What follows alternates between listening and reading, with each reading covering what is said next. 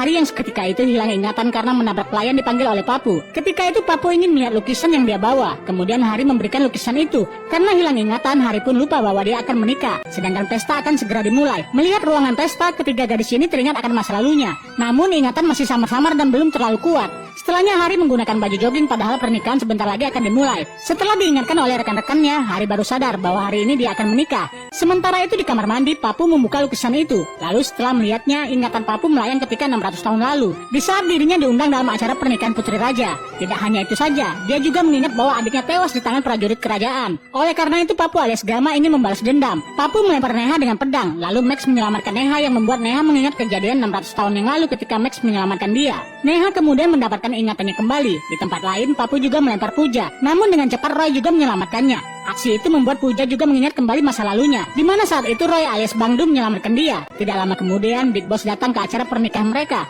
dengan membawa Michael yang ternyata adalah raja dari mafia di sana untuk menagih hutang setelah pernikahan. Dengan membawa sebuah granat, Big Boss mengancam mereka semua. Namun Papu mencekik Big Boss yang membuat ingatan masa lalu Pretty dan Michael seketika melayang ke masa lalu, di mana Michael adalah raja dari Turki alias Suryabang. Mengetahui itu, Michael langsung menembak Papu alias Gama yang langsung membuat Gama terkapar. Sedangkan Pretty seketika mengingat kejadian itu, di mana raja Turki alias Michael ketika itu menghancurkan pilar-pilar kerajaan sehingga mereka semua tewas. Michael juga saat ini mengaku bahwa dialah yang menghabisi adik Gama untuk mengadu domba kerajaan Stamgard dengan suku Kuka. Ketika Michael mengatakan semua itu, Gama yang tertembak ternyata masih hidup dan mendengarkan semua perkataan Michael. Gama yang kuat akhirnya bangkit berdiri dan menghajar Michael sehingga dia terpental. Gama juga mengalahkan semua anak buah Michael satu persatu. Namun seketika itu Hari melemparkan granat yang ada di bawah kakinya, sampai granat itu pun meledak dan membuat tiang-tiang pun roboh persis seperti kejadian 600 tahun silam. Michael yang berusaha menyelamatkan diri seketika saja ditendang oleh Gama. Lalu dia pun masuk ke dalam lokasi resepsi yang akan roboh itu, sehingga membuat dia tewas tertimpa reruntuhan tiang.